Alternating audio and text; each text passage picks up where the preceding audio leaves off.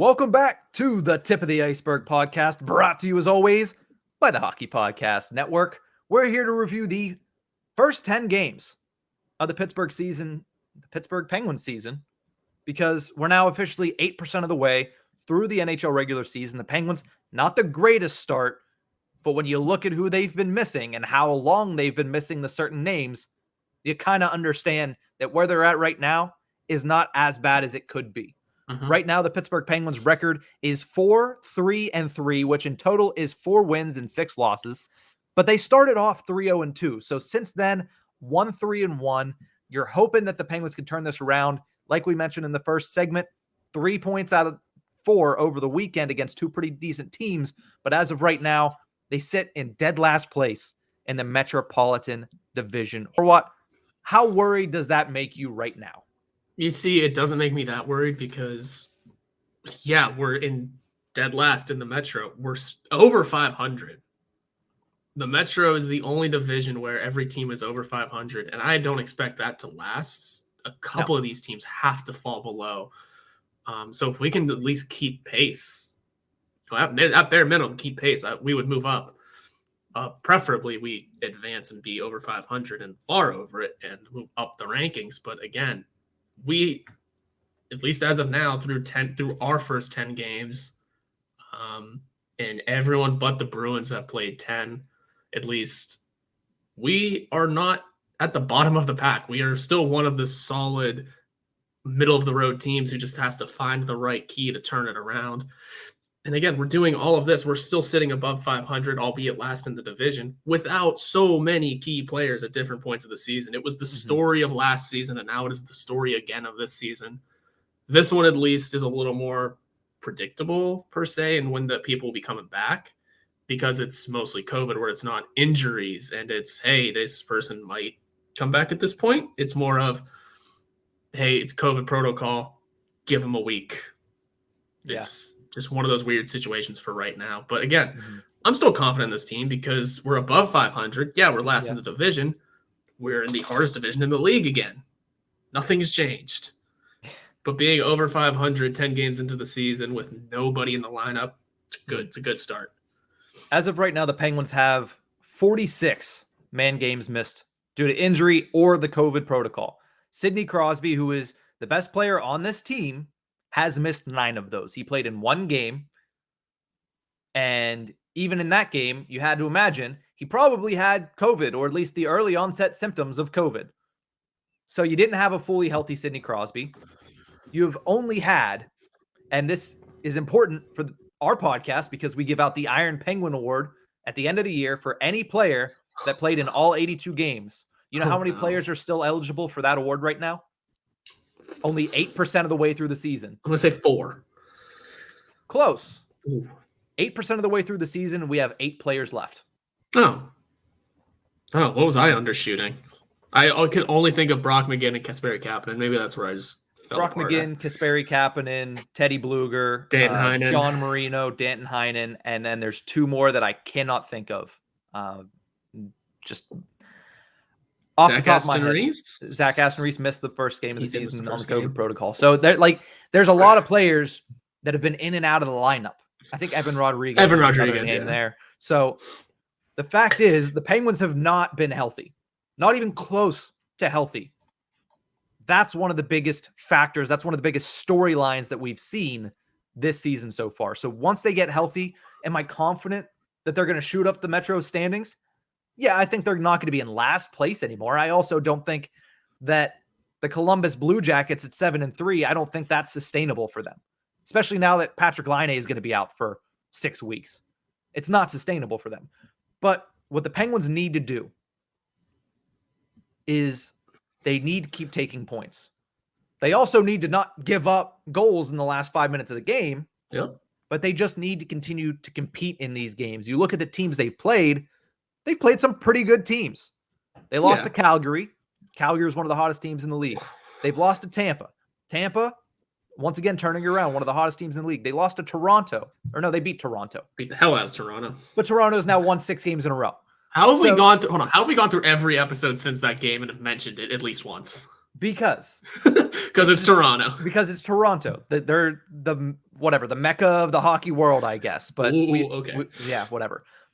But the point is, the Pittsburgh Penguins have played some pretty tough competition and have been able to stay afloat, even though they've been missing this many people. Yeah. Also, the players we're forgetting that have played every game: Brian Boyle and Jason Zucker. Okay. Brian Boyle's the important one there. Whereas, Brian Boyle's on this team and is performing well. He is. And do I think he's going to play in all 82 games? No. Hell no. If the Penguins ever get to fully healthy, he'll probably get a healthy scratch at some point. Yeah. But altogether, the Penguins skaters, they had a hot start, they had a lull, and now it looks like they're picking up the pace again. Mm-hmm. So you can't be upset about that. Now, coming into this season, if you take away the injury topic, what was the biggest discussion point coming into this year for the Pittsburgh Penguins and all of the offseason? It was goaltending. Yeah. Oh, yeah. The Penguins are going to... We talked how many times? Oh, who can the Penguins pick up as a goalie? Oh, they're going to get an experienced backup to help Tristan Jari. There were times we were like, they're going to replace Jari. With John Gibson. With John Gibson. We had names John at the ready. With a John. Somebody. But they didn't. They stuck with Tristan Jari to the chagrin of a lot of Penguins Twitter. To the chagrin of a lot of people, and yet literally like 2 days after we lost to the Islanders, Hextall and Burke were like, no, we're keeping Jari around. What are you all talking about? And everyone was still like, no, you're not. You're trading him. Guess what? Yes. Nothing happened. Listen to people when they talk. So thus far into the season, Tristan Jari is 4-2-2 with a 2.33 goals allowed average, a .925 save percentage, and 3.17 goals saved above average. His goals allowed average and save percentage are 12th in the league among goaltenders that have played at least 200 minutes this year. It's not bad. And his goals saved above average is 10th in the league among goaltenders that have played a minimum of 200 minutes. That is good. Yeah. That is a good start to the season. Yes, the one thing that he is lacking right now, other than the fact that he cannot stop a shootout shot, is the fact that he needs the timely save. Yeah. He hasn't been able to get that. There have been a couple of goals that he's given up at inopportune moments, and they're bad goals. But for the most part, he's playing well. Yeah. On paper, this looks good. Like, you're looking at 4-2-2, not ideal, but it's good. Mm-hmm. 925, it's a hell of a lot better than what we would discuss with Matt Murray. Mm-hmm. And then the 233, again, not perfect, not ideal, but it's good. It's not bad. This is a non-complainable number on paper. Yeah. But then you, again, pull into the details of everything and you look at the timeliness of these goals that he's giving up. And you do put some blame on him. You do have to remember who is playing defense in front of him right now. Mm-hmm. But still, you need the timely save. You are the one that's supposed to stop the puck after all. Yeah. So it's about being the clutch goaltender that we need. And that was kind of the downfall in the playoffs, although that wasn't a clutch situation. That was just the entire of every game. Yeah. And some clutch moments, I guess, that he just fell apart in. But for now, I don't hate this. You want improvement, clearly, because you look into the details. We look into the details, and we want to see more from the timely saves. But for now, early in the season, everything on paper looks good. Looks like an improvement. Looks like, we're making the right move and keeping him around. Like the pinned tweet on my Twitter profile was my story about how the fans need to give him a shot. Let him work. He's still young. He's 26. Mm-hmm. Goalies are weird, and he's hitting his prime this year, if not next year. Yeah. We got time still. We got time. So other than Tristan Jari, there have been a couple surprise performances from the Pittsburgh Penguins this year. Danton Heinen being one of them. 4 goals is the team lead. 7 points is tied for first with Evan Rodriguez. Evan Rodriguez, again, another player. Surprising performance. With these guys out, the question was, who's going to lead them? We expected Kapanen, we expected Gensel, we expected Rust, who was injured. But Danton Heinen and Evan Rodriguez were not names that we came up with. So those two guys right now leading the pack for the Pittsburgh Penguins when it comes to goals and when it comes to points. Horwat, who else have you seen besides those two that has stood out to you in their play? I got I had to fall back on Brian Boyle again just because I don't think we expected a ton. And he's exceeded, a couple of expectations already. But A, making the team. Yeah. B, collecting a couple of goals pretty early on. Mm-hmm. And I think we expected if he was going to make the team, he was going to be a hell of a locker room guy and a big fan with his teammates. So that's a good fallback. I will say I'll pick up a better answer. Drew O'Connor's been a huge improvement to this team. Yeah. Sure, he hasn't looked phenomenal recently, but in his, in the early parts of the season, he was up there in that points race. He was up there with Heinen and Rodriguez as the team's leader in points.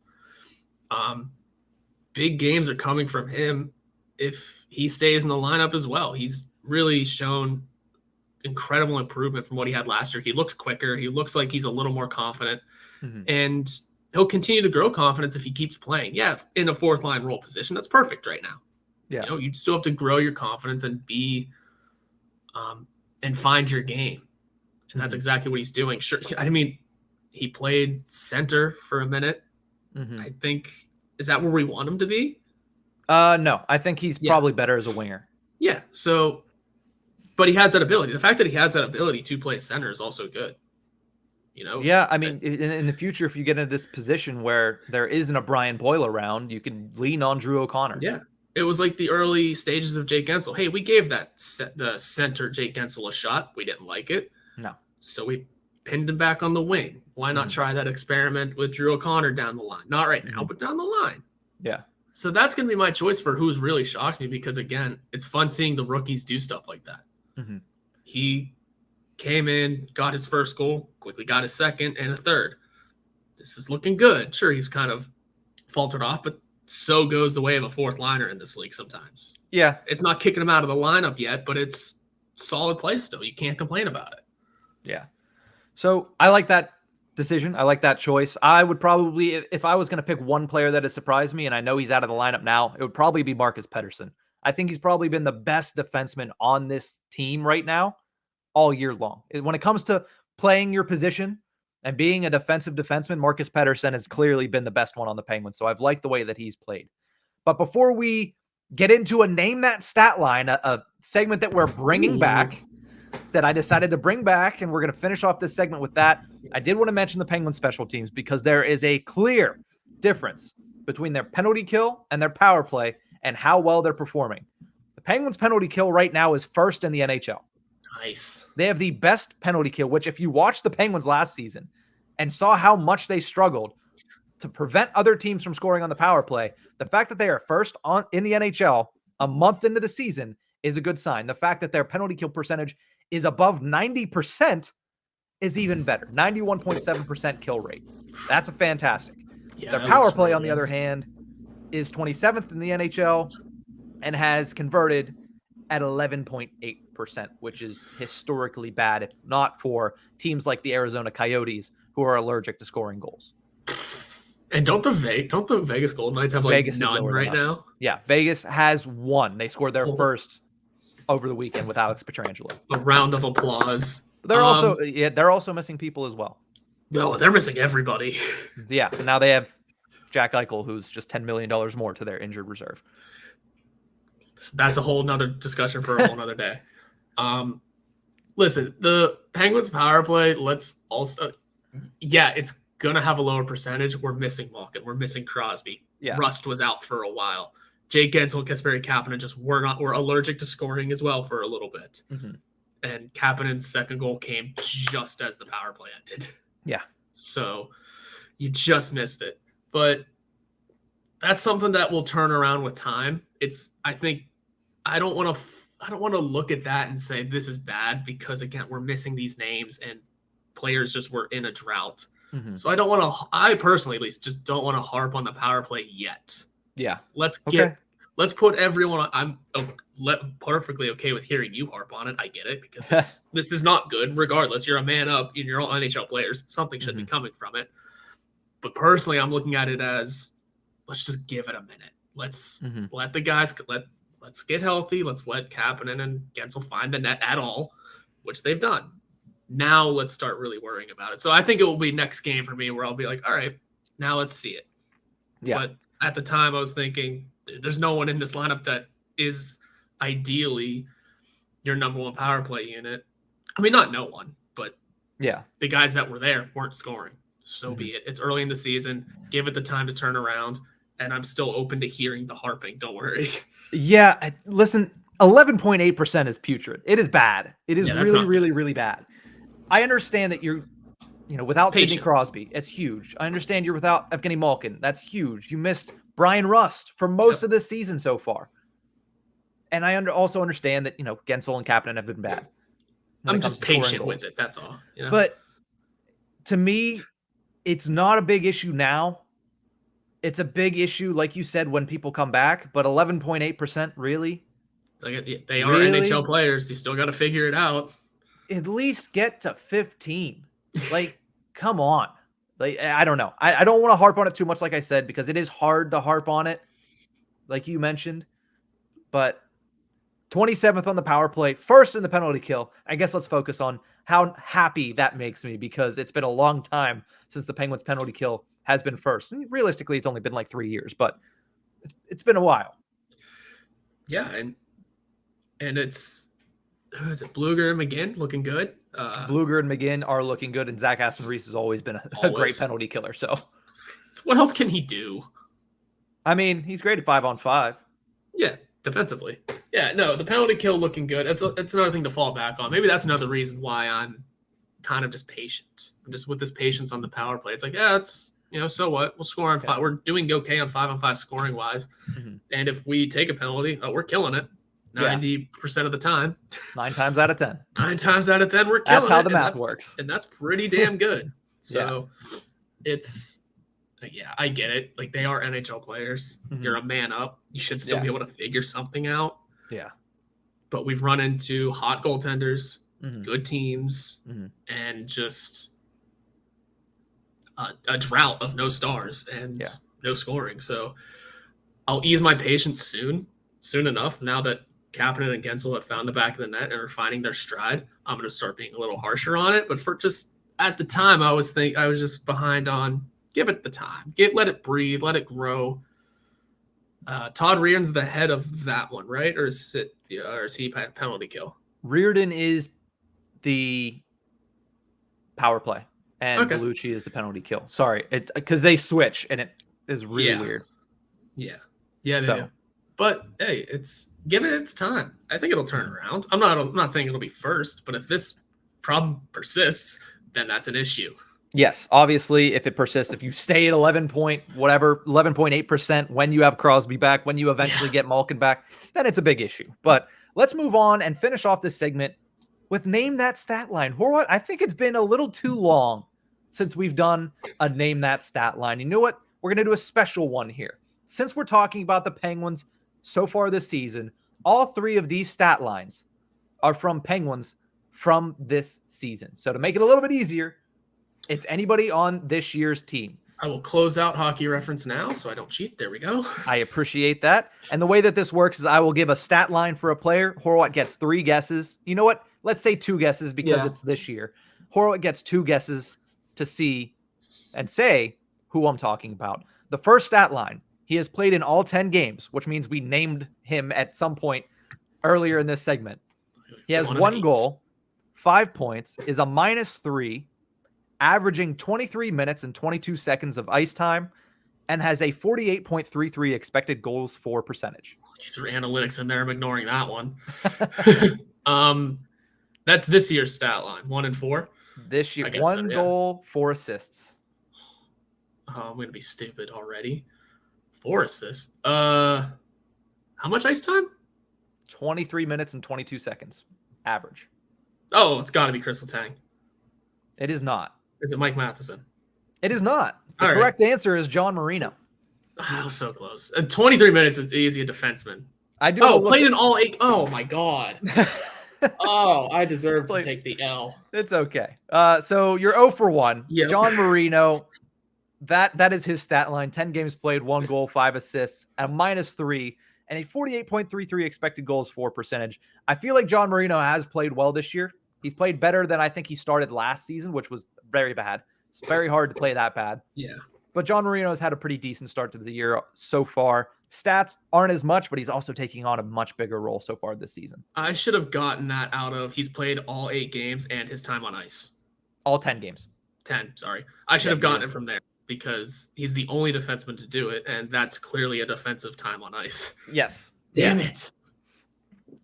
That's all right. You can still go 2 for 3. You can have a 66 batting average or .66 batting average. That's a Hall of Fame batting average right there. That is probably the greatest of all time if you bat .660. It is, by far. The second player has also played in all 10 games. Ooh. I'm going to say that again, Horwat. He has played in all 10 games. So he's a forward this time. He has 3 goals, 6 points. He's a -1, averaging 16 minutes and 11 seconds of time on ice, and has a 61.53 expected goals for percentage. He said 3 goals and 7 points. 3 goals and 6 points. Oh, okay, it's not happening. Because he has 7 now. Oh, forward with 3 goals. Okay, 3 goals. Time to 6 points. It's not Drew O'Connor. He has 5 points. It is not Drew O'Connor. He also hasn't played in every game. There's only, what do we say, 8 players that have played in every game? And it's not John Marino, and it's not Kasperi Kapanen. I know it's not Brian Boyle. There's 5 names to choose from. You got 2 guesses here. Is it Jason Zucker? Yes, it is Jason I was Zucker. about to say, I forgot how much he scored this year. Jason Zucker, I mean, sneakily kind of with 3 goals. Yeah, I thought he had 2. That's kind of, I Yeah. just shot the name out of nowhere. It's also not forget to mention the fact that he is doing a competition with Brian Russ. Yeah, I have not Mustache looked into Boys. that. I have Yes. not looked into that. I keep forgetting to. You can either buy a Jason Zucker mustache t-shirt or a Brian Russ mustache t-shirt. They're seeing who can raise more. I can't remember what it's for. I don't think it's Movember, but I will look it up and we'll definitely post it on Tip of the Ice-Burgh podcast. I did not expect that Jason Zucker was going to look like that with a mustache. He looks like Elmer Fudd. Oh, no. Elmer Fudd didn't have a mustache. But Who am I thinking of? who had a mustache? Is he a Looney Tune? He's a Looney Tune. Am I even thinking of Elmer Fudd? Elmer Fudd was the hunter, right? Rabbit Yes, season? Elmer Fudd was the hunter. I got it completely wrong. I'll look it up here when you're trying to guess the next one. The last one is 8 games played, 1 goal, 4 points, a +7 in 18 minutes and 28 seconds of time on ice, and a 62.78 expected goals for percentage. 1 goal, 8-7. Wait, 1 goal and how many assists? 3 assists, but he's a +7. 8 games. All right. Now it could be anybody. 8 games. Matheson's played in 7, right? Matheson has played in 7. He missed the first, or he's played in 6. He missed the first 2 games. Oh, I'm way off. Ooh. Is it a defenseman? Yes. Because I'm only thinking of blue line. Okay. 1 goal. Oh, 8 games. Is it Letang? It is not Chris Letang. That is Dang 0 for it. 1. You have one more left, and you're what? 1 for 2 now. So this is to get a winning record on the day. Hey, 3.33 is still a Hall of Fame batting average. Oh, it's a defense. Oh, I'm just blanking on all of our defensemen casually. Well, it's fine because there's been 10 of them that have played for us already. this Yeah. year? And you know what? I'm not even gonna be close. I feel like is it? Oh, the first one was John Marino. Okay, is it Mark Friedman? It is Marcus Pedersen. I didn't. You talked about him so much. I didn't think you would use him here too. Well, I also wrote these down before we started to talk about them. Fair, got it. So fair enough. The 3 stat lines were John Marino, Jason Zucker, and Marcus Pedersen. You go 1 for 3. We'll have to bring this back so you can redeem yourself. It's a young season, and I'm not fully equipped with everyone yet. Still, Yeah, there's also been a lot of people in, a lot of people out, understandably, and a lot of the stat lines are looking the same. Not many people standing out too much. that's part But of it. Marcus Pedersen in 8 games played has 1 goal, 4 points, and is a +7. 62.78 expected goals for. Like I said, probably the best defenseman we have seen so far this season. Also, Yosemite Sam is the mustache guy that I was talking about. Okay, I think Jason Zucker looks like Yosemite Sam. Okay. When did Pedersen score? Was that Dallas game? No, I can't No. remember. It was, I believe, the Toronto game. Oh, everyone scored there. A lot of people. I think that's when he scored, but we'll have to Yeah. double check that. Okay, But I remember that one now. Yep, it was the Toronto game. we're going to take a quick break. When we return, we will have our Pens poll to close out the show. We'll be right back.